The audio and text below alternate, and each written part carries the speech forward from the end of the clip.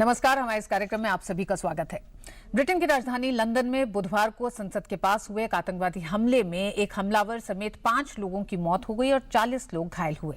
ये हमला और इससे पहले चाहे वो फ्रांस के नीस में ट्रक से सैकड़ों लोगों को कुचलने की घटना हो, अमेरिका के सैन मेंडानो में जब एक पाकिस्तानी पति पत्नी लोगों पर गोलियां बरसाते हुए मारे गए थे, ब्रुसेल्स में जो हमला हुआ, अंकारा में रशियन एम्बेसडर को जब एक पुलिसकर्मी ने मारा तो उसने भी अल्लाहू अकबर और जिहाद के नारे लगाए। ये हमले बताते हैं कि आतंकवाद बदल रहा है, उसकी रणनीति, उसका चेहरा बदल रहा है और उसका सबसे खतरनाक चेहरा है अकेले आतंकी, जिन्हें अंग्रेजी में लोन वुल्फ कहते हैं। ये हमारे बीच रहते हैं, हमारे साथ रहते हैं और अचानक फट पड़ते हैं। आतंक का ये ऐसा दौर है जहां आतंकवादियों को इस तरह की हरकत को अंजाम देने के लिए किसी से आदेश लेने की जरूरत नहीं होती है, ना ही ऐसे आतंकी खुद ही आईएस और अलकायदा जैसे आतंकी संगठनों से संपर्क कर लेते हैं। सवाल यह है कि आतंकी अपना मकसद बताने में कामयाब हो रहे हैं, लेकिन क्या अलग अलग देश, दुनिया के अलग अलग मुल्क, पूरी दुनिया इस आतंकवाद से लड़ने के लिए समग्र रणनीति बनाने में कामयाब हो रही है? और भारत में भी पिछले कुछ खुलासे ये बताते हैं कि आईएसआईएस अपना मॉड्यूल तैयार कर रहा है। ऐसे में भारत की क्या तैयारी है, इस पर बात करेंगे और भारत किस तरह से इन चुनौतियों से निपटने के लिए अपनी रणनीति बना रहा है। इस पर बात करने के लिए स्टूडियो में हमारे साथ 2 मेहमान मौजूद हैं। मैं उनका तारुफ आपसे करा दूं। सुशांत सरीन साहब हैं, सामरिक मामलों के विशेषज्ञ हैं। सुशांत साहब, आपका स्वागत है। आलोक बंसल साहब हैं, सुरक्षा विशेषज्ञ हैं। आप दोनों का ही बहुत बहुत स्वागत है। सुशांत, सबसे पहले आप ही से शुरू करना चाहूंगी। पिछले कुछ हमले हमने देखे जो हुए हैं और कल का जो हमला था, एक पूरा एक तरह से कह सकते हैं आतंकवादी रणनीति या एक नया चेहरा है। इससे निपटने के लिए क्या आपको लगता है कि दुनिया के अलग अलग मुल्क इस अब आतंकवाद से पीड़ित हैं, इससे निपटने के लिए कोई एक समग्र रणनीति बनती दिख रही है आपको? मुझे तो नहीं दिख रही। बातचीत तो बहुत हो रही है तमाम मुल्कों के बीच में, कुछ देशों के बीच में एक इंटेलिजेंस का समन्वय भी है, लेकिन आम तौर पर यह देखा गया कि एक जो सामरिक नीतियां बनती हैं बहुत सारे बड़े जो मुल्क हैं उनकी, उसमें एक दोगलापन ज़रूर है कि एक तरफ आप आईएस के खिलाफ लड़ाई लड़ना चाहते हैं, लेकिन उसी विचारधारा के जो दूसरे गुट हैं उनका कहीं ना कहीं आप समर्थन भी करते हुए नज़र आते हैं। तो ये जो गुड और बैड टेररिस्ट है, ये सिर्फ पाकिस्तानी नहीं करते, दुनिया के और देश भी कर रहे हैं। और उससे ये जो आतंकवाद का जो एक फलसफा है, उसको आप एक तरफ से ख़त्म कर सकते हैं, लेकिन वो फलसफा नहीं ख़त्म होगा। किसी आप गुट को ख़त्म ज़रूर कर सकते हैं, लेकिन वो जो फलसफा है जो इस आतंकवाद को बढ़ावा दे रहा है वो नहीं ख़त्म होगा। और एक गुट को आप ख़त्म करेंगे तो कोई दूसरा गुट उस तरीके का उभर करके आ जाएगा। तो एक तो पहलू इसका ये है, लेकिन दूसरी इसमें जो ज़्यादा पेचीदा बात है वो ये है कि कुछ जो चीज़ें बोलने की हैं उससे भी गुरेज किया जा रहा है, क्योंकि एक पॉलिटिकल करेक्टनेस भी है। वो कुछ हद तक समझ भी आती है पॉलिटिकल करेक्टनेस, लेकिन उसको एक ऐसे एक्सट्रीम पर लेके चला जाया गया है कि जो जहां से ये प्रॉब्लम उभर करके आ रही है उसकी निशानदेही करने से लोग गुरेज कर रहे हैं। और मेरे ख्याल उसको रोकने की ज़रूरत है। उसका मतलब ये नहीं है कि आप इस्लाम को डिमोनाइज करें या सारे मुसलमानों को एक ही तराजू में तोले, लेकिन अगर इस्लामी विचारधारा का कुछ एक ऐसा अंश है जहां से ये लोग तक़वियत पा रहे हैं या जहां से ये लोग इंस्पायर होकर इस तरीके की हरकत कर रहे हैं, उसमें हमने भारत में तो ज़रूर देखा है कि जितने मौलाना लोग हैं उन्होंने एक राय बनाई है कि इसको हम गैर इस्लामी कदम मानते हैं। लेकिन ये ज़रूरी है कि ये जो विचारधारा है इसका खंडन एक और वसी तरीके से किया जाए बनस्बत उसके के एपिसोडिकली जिस तरीके से किया जा रहा है। मेरे ख्याल उसको करने की ज़रूरत बहुत है, जो शायद उस लिहाज से ना तो भारत में हो रहा है ना दुनिया के किसी और देश में हो रहा है। और सबसे ज़्यादा जो पेचीदा बात है वो ये है कि बहुत सारे जो यंग लोग हैं, और अब तो सिर्फ यंग ही नहीं, क्योंकि अगर ये लंदन अटैक की हम बात करें तो जिस बंदे के बारे में बात की जा रही है जिसने अटैक किया उसको मिडिल एज बताया जा रहा है, लेकिन उसका एग्जैक्ट डिटेल्स नहीं है। तो इससे लोग 30, 40, 50 साल की उम्र के लोग भी प्रभावित हो रहे हैं। तो ये कटिंग अक्रॉस एज ग्रुप्स हो रहा है, कटिंग अक्रॉस नेशनैलिटीज हो रहा है, और ये प्रॉब्लम बढ़ते जा रहा है, कम नहीं हो रहा। तो मेरे ख्याल ये एक बहुत बड़ी चिंताजनक बात है। आलोक, चिंताजनक बात है जिस तरह से सुशांत साहब कह रहे हैं, और सुशांत साहब का ये भी कहना है कि कहीं ना कहीं तमाम मुल्क गुरेज भी कर रहे हैं इस पर उस तरह से मुखर होने से। अगर हम बात करें अमेरिका के राष्ट्रपति को कहने में कहीं शर्म नहीं आती, वो शर्माते नहीं, शब्दों का चुनाव नहीं करते उस तरह का, और वो चाहे वो इस्लामिक आतंकवाद हो, शरणार्थियों की समस्या हो, उसको जोड़कर तमाम मुसलमान देशों से देखने की जरूरत हो, उन्होंने कई सख्त कदम उठाए हैं। फिर क्या वजह है कि जब भारत या और कोई मुल्क जब बात करता है तो उसे और बहुत सारी चीजें दिमाग में रखनी पड़ रही हैं, जिसकी वजह से हम कोई एक ठोस रणनीति बनाने में भी कामयाब नहीं हो रहे? देखिए, ऐसा है कि पहली चीज तो हमें ये समझना चाहिए कि ये जो हमला हुआ है, अभी मेरे ख्याल से इसके बारे में कहना कि एक लोन वुल्फ अटैक है, थोड़ा जल्दबाजी होगी, क्योंकि अभी जो है ब्रिटिश मीडिया से पूरी रिपोर्ट्स नहीं आ रही हैं। हो सकता है उसका कोई सहयोगी रहा हो जो भागने में सफल हो गया हो, या कुछ और सहयोगी रहे हो, क्योंकि अभी तक जो हमारे पास खबर है वो सिर्फ ये है कि एक आदमी जो है, जो आतंकवादी था, मारा गया था। लेकिन इसको देखा जा रहा है इस तरह से कि पिछले जो कुछ हमले हुए, चाहे हमने नीस की बात की है, ब्राजील की बात की है, ये उसी तर्ज पर किया हुआ एक हमला है। लोन वुल्फ एक बहुत खतरनाक चीज है, क्योंकि लोन वुल्फ जो है वो एक ऐसा आतंकवादी है जो वैचारिक रूप से एक आतंकवादी संगठन से जुड़ गया है। वो उसके बाद उनसे कॉन्टैक्ट स्टैब्लिश करता है, नहीं करता है, वो उनसे ब्रॉड ऑब्जेक्टिव ले लेता है कि भाई क्या करना है, हमला करो, आप इन पे हमले करो, कब करो, कैसे करो, इसकी जो डिटेल्स है वो उसको हेड ऑर्गेनाइजेशन से नहीं मिलती, और इसलिए इसको पकड़ना उतना ही मुश्किल होता है, क्योंकि उसकी जो कम्युनिकेशंस हैं वो इस्लामिक स्टेट का है या दैश का है, तो उसकी डायरेक्ट उससे कम्युनिकेशन नहीं है, या अलकायदा समर्थक है तो अलकायदा से उसकी रोजमर्रा की कम्युनिकेशन नहीं है। तो ऐसे लोगों को आसानी से पकड़ना जो है सिक्योरिटी एजेंसीज के लिए आसान नहीं होता। इनको वैचारिक रूप से बदलने की आवश्यकता, और जैसा सुशांत ने कहा, यह एक विचारधारा की लड़ाई है, और इसमें हमें गुरेज करने की आवश्यकता नहीं है। हमें कहना पड़ेगा कि ये जो लड़ाई है आज एक इस्लामिक कट्टरपंथ की है। मैं ये नहीं कह रहा कि इस्लाम कट्टरपंथी है, लेकिन जो लोग इस विचारधारा को आज फॉलो कर रहे हैं वो इस्लामिक कट्टरपंथी हैं। वो एक इस्लामिक कट्टरपंथी विचारधारा के अंतर्गत आतंक से अपने जो आयाम तक पहुंचने की कोशिश कर रहे हैं। तो इसलिए हमें इस्लाम को समझना आवश्यक है, और जो हमारा काउंटर नैरेटिव बनना है वो भी इस्लाम के ऊपर बेस्ड होना चाहिए। जैसे सुशांत ने कहा, फलसफे की बात है, क्योंकि जितने भी मौलाना बोले, सुशांत ने कहा कई मौलानाओं ने भारत में बोला कि भाई ये गैर इस्लामी है, लेकिन उसके बावजूद लोग जा रहे हैं। इसका मतलब यह है कि वो जो युवक जा रहे हैं इस दैश के लिए या अलकायदा के लिए, वो इन मौलानाओं की बातों को नहीं समझते, वो उस नैरेटिव पे विश्वास करते हैं जो इस्लामिक स्टेट या अलकायदा ने इनके लिए चर्न आउट किया है, और वो मानते हैं कि ये खिलाफत है जिसके अंदर उनको काम करना है। तो हमें जो काउंटर नैरेटिव बनाना है वो पहले इनके नैरेटिव को समझकर बनाना पड़ेगा, जिससे कि इन लोगों को उस डायरेक्शन में जाने से रोका जा सके।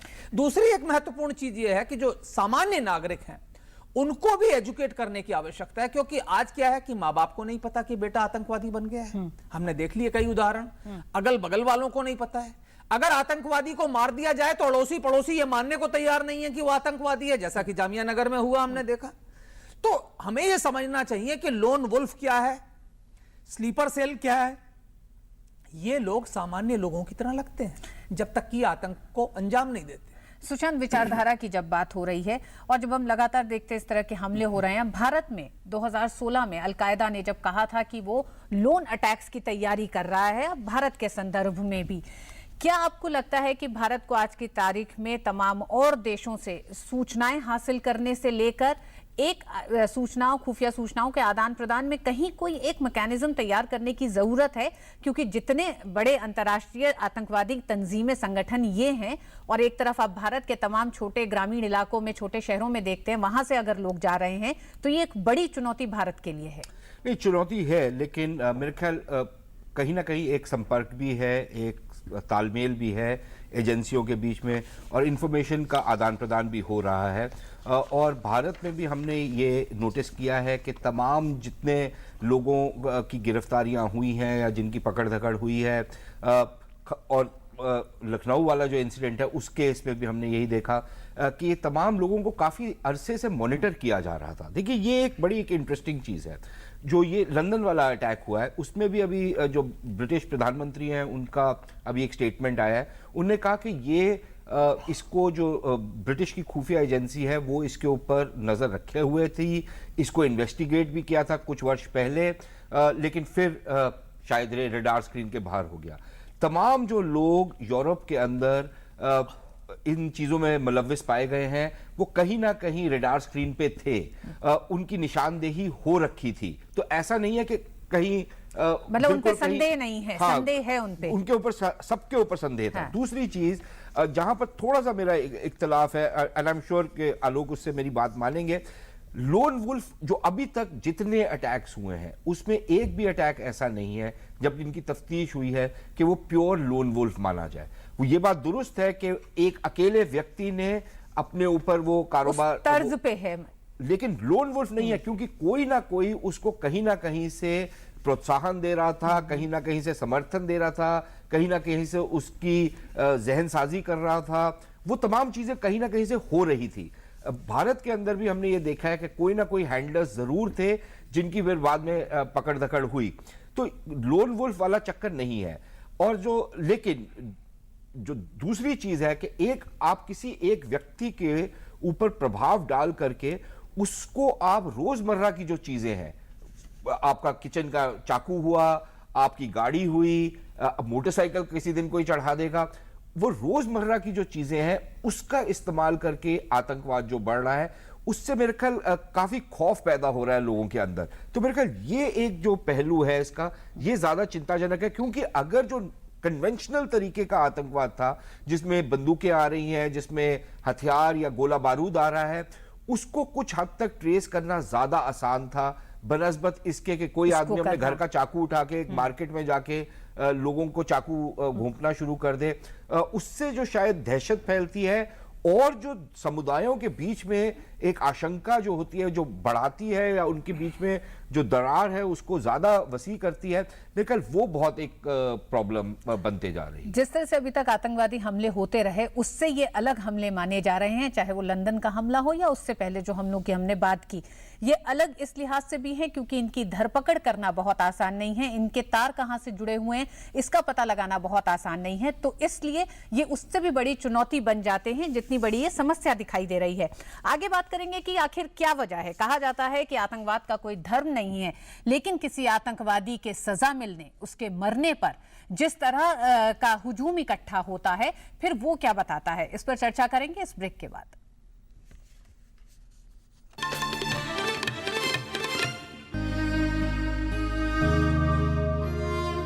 क्या बात है राशिद, फर्स्ट डिवीजन में पोस्ट ग्रेजुएशन करने के बाद भी तुम उदास हो?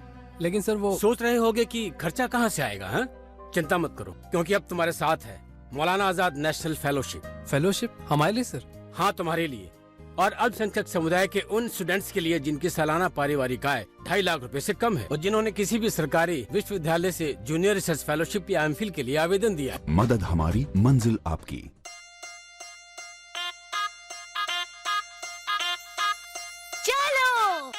गुड़गुड़म बुड़बुड़म बुलबुलों का जादू हम आ ई देखे देखे लेट्स अब बड़ा आ बोलो, जल्दी से मुंह खोलो।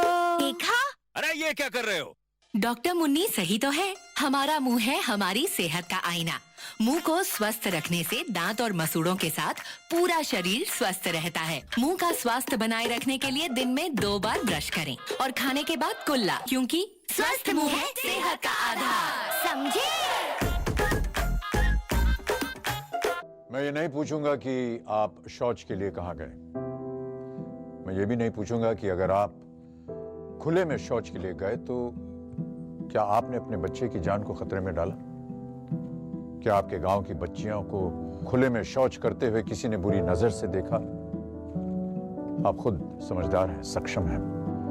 आप ये तो जानते ही होंगे कि हमारे देश में 70,000 से ज्यादा गांवों के लोगों ने खुले में शौच की प्रथा को खत्म कर दिया है। गांव के बच्चे, महिला, पुरुष सब इस लक्ष्य में जुटे। निगरानी समितियां बनी जिन्होंने खुले में शौच कर रहे लोगों को समझाया, शौचालय बनाया, उनका इस्तेमाल करना सिखाया। क्या आपका गांव भी बनेगा खुले में शौच से मुक्त? आइए स्वच्छ भारत अभियान से जुड़िए।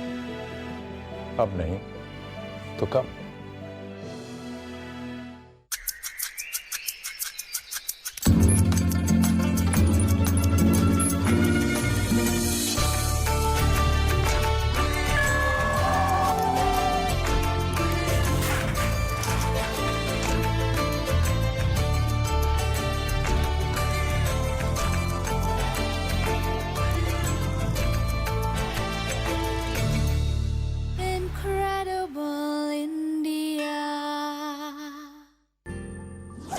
आज रिजल्ट आएगा। Best of luck. इस बार क्लास में फर्स्ट आया है डेविड। पर अब क्या हुआ डेविड? मुझे आगे पढ़ना है, पर पापा कहते हैं पैसे नहीं है। पैसे नहीं है, वो देखो। प्री मैट्रिक स्कॉलरशिप स्कीम अल्पसंख्यक समुदाय के उन बच्चों के लिए है जिनकी सालाना पारिवारिक आय 1 लाख रुपए से कम है और जिन्होंने पिछली कक्षाओं में 50% अंक प्राप्त किए हैं, और लड़कियों के लिए 30% स्कॉलरशिप निर्धारित है। मदद हमारी, मंजिल आपकी। और एक बार फिर आप सभी का स्वागत है। कार्यक्रम आमने सामने में हम चर्चा कर रहे हैं कि जिस तरह से लंदन में जो हमला हुआ है उसके बाद भारत के सामने किस तरह की चुनौतियां हैं। सुशांत साहब, आपसे भी जानना चाहूंगी, आलोक साहब इस पर आपसे भी बात करना चाहूंगी कि भारत के संदर्भ में जब हम देखते हैं तो एक समस्या सामने आती है, चाहे वो हाल ही में 8 मार्च को जिस तरह से लखनऊ में सैफुल्लाह का जो एनकाउंटर हुआ, उसमें भी एक कोशिश थी पहले कि उसके भाई से, उसके पिता से बात कराई जाए। कश्मीर में हमने देखा कि जब किसी आतंकवादी को घेरा जाता है, एनकाउंटर होता है, तो उससे उसकी पत्नी की बात कराई जाए, और इस दौरान ही पूरा समाज या समाज का कोई एक वर्ग 2 हिस्सों में बंट जाता है। कुछ इंटेलेक्चुअल सपोर्ट देने लगते हैं, कुछ मानवाधिकार की बात करने लगते हैं। सुशांत साहब, आप ही ने जिक्र करा कि जिस तरह से लंदन में जो हमला हुआ, उस हमलावर की अभी चीजें बाहर नहीं आई हैं, जबकि जांच एजेंसियां उस पर लगातार काम कर रही होंगी और तेजी से काम कर रही होंगी, और जो सूचनाएं हाथ लगी हैं वो उन्हीं तक अभी सीमित है। ये जो फर्क है, क्या आपको लगता है ये हमारे देश में आतंकवाद को कम करने और आतंकवाद को एक तरह से धर दबोचने में जो चुनौतियां हैं उनके आड़े आती हैं ये सारी चीजें? बेशक आती है। देखिए, हमारे पास बाटला हाउस वाला जो इनकाउंटर हुआ वो हमारे सामने एक एग्जाम्पल है कि क्लियर इनकाउंटर था, वो आतंकवादी थे। उनमें से कुछ आतंकवादियों के बारे में तो अब ये माना जाता है कि वो सीरिया में जा कर के इस्लामिक स्टेट के साथ जुड़ गए हैं और वहाँ से आतंकवाद फैला रहे हैं। कुछ उनमें से माना जाता है कि अफगानिस्तान के अंदर बैठे हुए हैं और वहाँ से आतंकवाद कर रहे हैं। लेकिन जब वो इनकाउंटर हुआ तो बहुत सीनियर जो राजनेता थे उस पर अपनी राजनीतिक रोटियां पकाने की कोशिश की, उस पर एक संदेह डालने की कोशिश की, और एक समाज जो ऑलरेडी शक और शुबहात का एक लिहाज से विक्टिमहुड कॉम्प्लेक्स के साथ सफर कर रहा है, उसका विक्टिमहुड आपने और बढ़ाने की कोशिश की। और बहुत सारे बड़े सीनियर लीडर जो हैं वो उन्होंने तो यहां तक कहा कि जब 26/11 के हमले थे उसमें भी आरएसएस का हाथ था। अब ऐसी वाहियात चीजें और इस तरीके की वाहियात कॉन्स्पिरेसी थियरीज जब आप फ्लोट करेंगे, क्योंकि आप ये समझते हैं कि इस तरीके की चीज बोल करके आपको वोट मिलेंगे, तो फिर जो यूपी में चुनाव हुआ उससे आपको शायद पता लग गया कि आपको कितने वोट मिलेंगे और कितने नहीं मिलेंगे, आपका क्या हशर होगा। मेरे ख्याल ये चीजों को गुरेज करने की जरूरत है। आतंकवाद है, और मेरी नजर में देखिए बहुत लोगों को संकोच होता है ये कहते हुए कि अगर इस्लाम के नाम पर आतंकवाद किया जाए तो उसको इस्लामी आतंकवाद नहीं बोलना चाहिए। मेरे को तो कोई आपत्ति नहीं है कि अगर कोई हिंदू धर्म के नाम पर आतंकवाद करता है या किसी इनोसेंट आदमी का कत्लेआम करता है तो उसको हिंदू आतंकवाद, मुझे तो कोई संकोच नहीं है वो बोलने में, क्योंकि जो आतंकवाद के लेबल के तहत आप आतंकवाद कर रहे हैं मेरे ख्याल उसको बोलने की जरूरत है, और उसमें उस समाज की भी रिस्पॉन्सिबिलिटी बढ़ती है कि वो उस चीज को या उस जो एक ट्रेंड चल रहा है उसको रोका जाए। तो मेरे ख्याल उसमें तो हमारे को बहुत ज्यादा क्लियर होने की जरूरत है कि आतंकवाद को क्या लेबल लगे, उस पर हमारे को ये नहीं सोचना चाहिए कि किसी के विचार को ठेस लगेंगे। अगर जो आतंकवादी किसी लेबल के तहत आतंकवाद कर रहा है तो उसको उसी तर्ज पे ही देखने की जरूरत है। अब आलोक जी, आतंकवाद को सिर्फ आतंकवाद के तौर पर देखने की जब बात करते हैं, लॉ एंड ऑर्डर, कानून व्यवस्था राज्यों का मामला है। जब हम अलकायदा, ISIS इन मॉड्यूल को बर्स्ट करने की बात करते हैं और जहां राज्यों में हम तमाम तफ्तीशों की बात करते हैं, क्या आपको लगता है एक ग्रिड बनाने में हम कामयाब हो पाए हैं, जिसकी चर्चा भी लंबे समय से चल रही थी, कि जिससे कि हमें ये आसानी हो कि तमाम राज्यों से जो सूचनाएं हों, अगर किसी एक आदमी के खिलाफ, किसी मॉड्यूल के खिलाफ है, तो उस पर हम सख्ती से कार्रवाई कर सकें? ये सहयोग की आवश्यकता है। दुर्भाग्य से अभी भी हमारी जो स्टेट की सारी पुलिसें हैं या अन्य जो सुरक्षा एजेंसियां हैं उनके बीच में एक सहयोग इस तरीके का नहीं हो पाया है। पिछली सरकार के टाइम एक NCTC करके एक इन्होंने स्ट्रक्चर बनाने की कोशिश की थी, पर उस स्ट्रक्चर में कई खामियां थी, और विशेषकर हमारे जैसे देश में जहां की लॉ एंड ऑर्डर राज्यों का अधिकार क्षेत्र में आता है, एक ऐसा संगठन बनाना जो कि इंटेलिजेंस ब्यूरो के ऑफिस के अंदर काम करे, मेरे ख्याल से संभव नहीं है। तो एक ऐसा कोऑपरेटिव मैकेनिज्म बनाना चाहिए जिसके ऊपर सबको विश्वास हो और जिसको ये लगे कि वो निष्पक्ष रूप से काम करेगा, और इसको बनाने की जिम्मेवारी है। और मेरे ख्याल से एक आशा है कि आगे चलकर जितनी भी सुरक्षा एजेंसियां हैं वो आपसी सहयोग के जरिए एक ऐसे संगठन को खड़ा करने में सफल हो पाएंगी जिसके पास सारी इंटेलिजेंस आए और जो ऐसी आतंकवादी घटनाओं से निपटने के लिए डायरेक्टली एक्ट कर सके, क्योंकि इसमें समय बहुत महत्वपूर्ण है। अब जैसे सुशांत ने कहा, ये आदमी भी स्कैनर में था, स्कैनर से चला गया, तो फिर क्या फायदा हुआ आपके स्कैनर में होने की कि अगर उसके बावजूद भी उसने आतंकवादी हमला कर दिया, तो फिर आपकी इतनी सारे दिनों से जो आपने स्कैनिंग की उसका क्या फायदा हुआ? आप 1000 लोगों को स्कैनर पर रख लीजिए, पर अगर आप उसके बावजूद वो आतंकवादी हमला कर देता तो फिर ये स्कैनिंग करने का क्या फायदा, इस संगठन का क्या फायदा?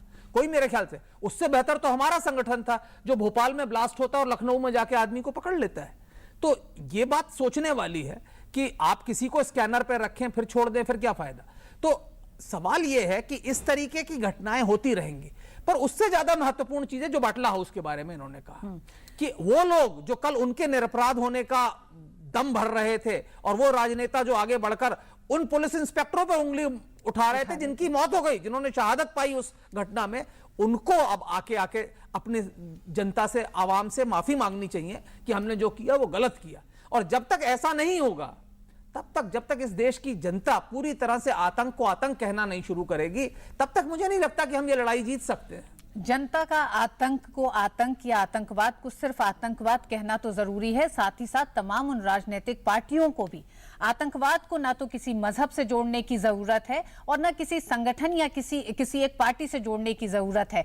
जिस तरह की राजनीति भारत में लगातार आतंकवाद को लेकर भी होती रही है, उसने भी इस समस्या को बड़ा बनाया है। वक्त एक ब्रेक का, ब्रेक के बाद बात करेंगे इसी मसले पर।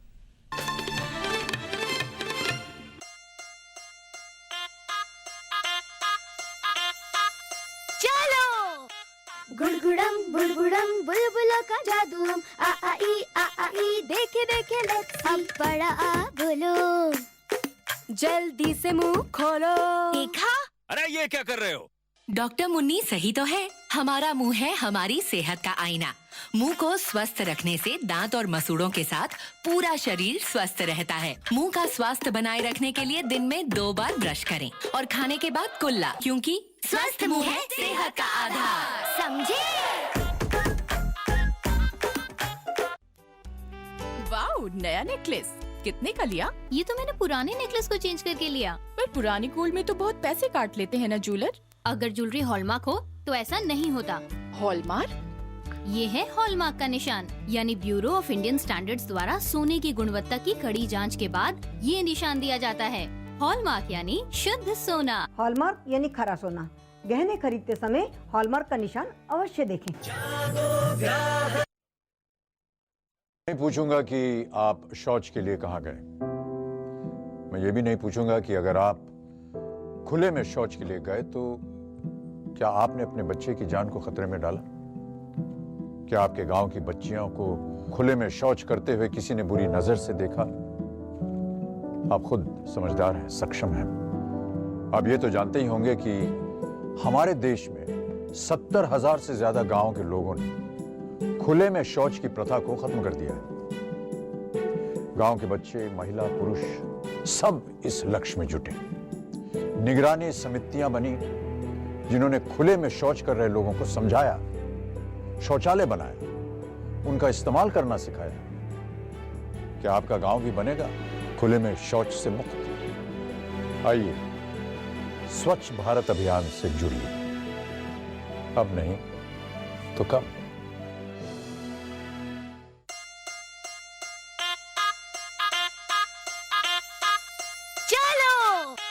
गुड़गुड़म बुड़बुड़म बुलबुलों का जादू हम आ ई देखे देखे लेट्स सी। अब बड़ा आ बोलो, जल्दी से मुंह खोलो।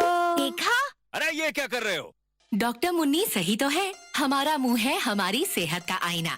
मुंह को स्वस्थ रखने से दांत और मसूड़ों के साथ पूरा शरीर स्वस्थ रहता है। मुंह का स्वास्थ्य बनाए रखने के लिए दिन में 2 बार ब्रश करें और खाने के बाद कुल्ला, क्योंकि स्वस्थ मुंह है सेहत का आधार। समझे? अब मैं अपने लाइफ की सबसे बड़ी मूवमेंट लीड करने जा रहा हूँ, जो इंडिया के लिए बहुत जरूरी है। आपको खड़ा होना पड़ेगा मेरे साथ टीम स्वच्छ भारत मिशन का हिस्सा बनकर, और हम सब मिलकर एक ऐसा इंडिया बनाएंगे जहाँ हर कोई टॉयलेट यूज करता हो, क्योंकि जब सब टॉयलेट यूज करेंगे तो सब प्रोग्रेस करेंगे।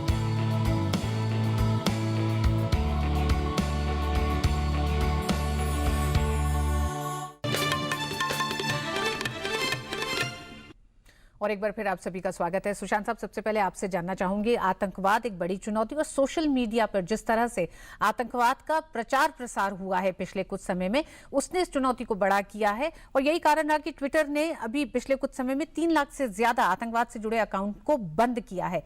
क्या आपको लगता है इस पे एक ठोस रणनीति बना रहा है भारत? नहीं, भारत तो इसमें क्या रणनीति बना पाएगा, लेकिन मेरे लिए इसमें सारी दुनिया को सोचना पड़ेगा और ये कंपनियों को भी सोचना पड़ेगा। लेकिन देखिए, हमको एक चीज़ समझनी चाहिए, सोशल मीडिया एक इंस्ट्रूमेंट है। ये एक ऐसी बात है कि अगर कोई किचन का चाकू लेकर के लोगों का कत्ल कर दे तो वो चाकू की गलती नहीं है, वो आदमी की गलती है। उसी तरीके से सोशल मीडिया का जो उपयोग है वो बहुत सारी चीजों के लिए होता है, आतंकवाद के लिए भी हो रहा है, लेकिन जो सोच आतंकवाद को प्रोत्साहन दे रही है, मेरे ख्याल उस पर ज्यादा तवज्जो देनी चाहिए, एक बात। दूसरी चीज ये कि सोशल मीडिया अगर आप बंद भी कर दें, ट्विटर को बंद कर दें, तो कोई और चीज निकल आएगी। आप कहां पर ये रोक लगाएंगे, ये ऑलमोस्ट इम्पॉसिबल टास्क है इसके ऊपर रोक लगाना। तो उस पर आपको थोड़ी मॉनिटरिंग करने की जरूरत होगी, थोड़ा उसको और मुश्किल बनाने की जरूरत होगी कि जिस आसानी से पहले सोशल मीडिया का इस्तेमाल हो सकता था उतना आसान ना रहे। मेरे ख्याल वो चीजें करने की जरूरत होगी। जी, सिर्फ सोशल मीडिया को बैन करने से नहीं होगा। आलोक, सुशांत ने जिस तरह से कहा कि विचारधारा पर प्रहार करने की जरूरत है, वो विचारधारा जो लगातार आतंकवाद को बढ़ावा देने में प्रोत्साहन दे रही है। देखिए, इसमें कोई शक की बात नहीं है कि इस लड़ाई को आप सिर्फ विचारधारा के माध्यम से ही जीत सकते हैं, क्योंकि ये लड़ाई बॉम्ब और गोलियों से नहीं जीती जा सकती।